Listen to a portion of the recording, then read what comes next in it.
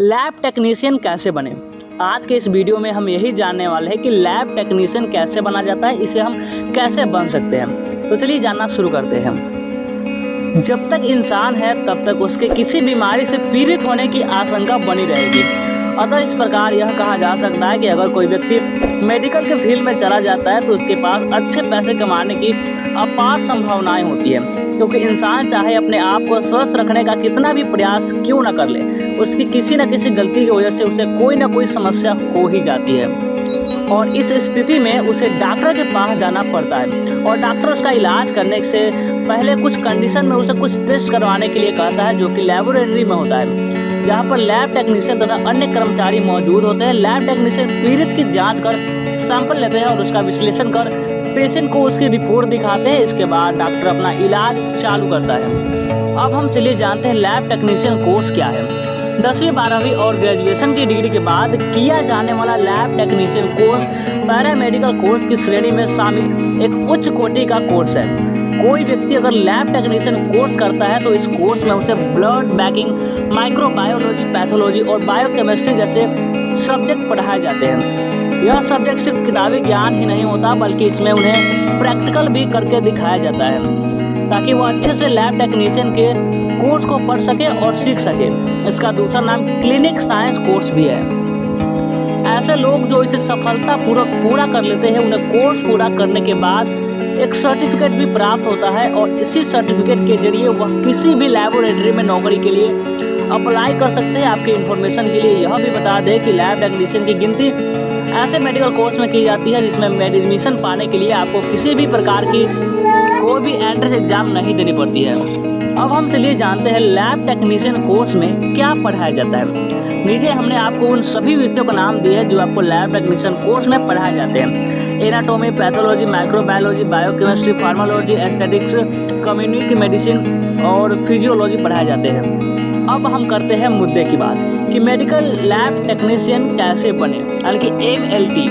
बता दें कि जो भी व्यक्ति मेडिकल लैब टेक्नीशियन बनना चाहते हैं वो MLT कोर्स को 10वीं के बाद, 12वीं के बाद या फिर ग्रेजुएशन पूरा करने के बाद कर सकते हैं। जब मेडिकल लैब टेक्नीशियन का कोर्स अभ्यर्थी पूरा कर लेते हैं तब उन्हें इसमें ज़्यादा ज्ञान एवं अनुभव हेतु इंटर्नशिप भी करनी होती है।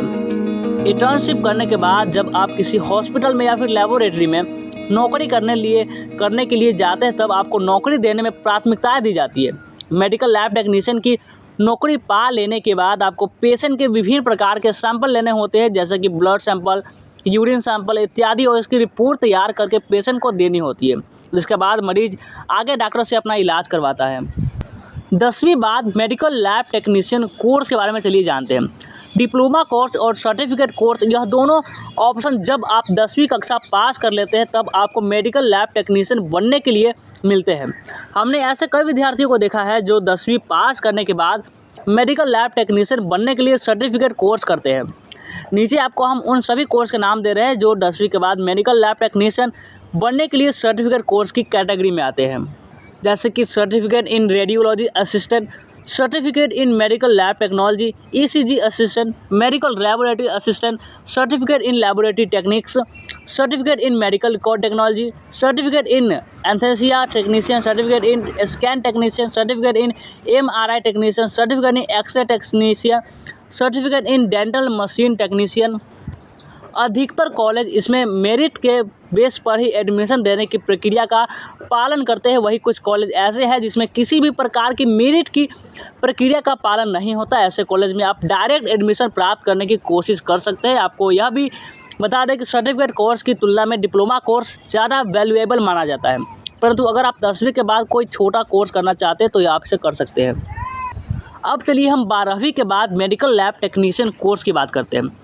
जिस प्रकार 10वीं कक्षा पास करने के बाद आपको मेडिकल लैब टेक्नीशियन बनने के लिए डिप्लोमा और सर्टिफिकेट कोर्स मिलता है, उसी प्रकार 12वीं कक्षा को पास करने के बाद आपको मेडिकल लैब टेक्नीशियन बनने के लिए डिग्री और डिप्लोमा के कोर्स मिल जाते हैं, जिसे आप अपनी पसंद के हिसाब से कर सकते हैं। नीचे हमने आपको कुछ प्रमुख डिप्लोमा कोर्स के नाम दिए हैं जो 12वीं के बाद मेडिकल लैब टेक्नीशियन बनने के लिए आप कर सकते हैं, जैसे कि diploma in x ray and ECG technology, diploma in medical lab technology, diploma in clinic analysis, diploma in medical laboratory assistant, diploma in medical imaging, diploma in radiography technology, diploma in CVT technician, diploma in operation theatre technology, diploma in cardiovascular technician, diploma in medical record technology, diploma in EEG laboratory technician, diploma in clinic laboratory technician, ये सब इसमें आते हैं।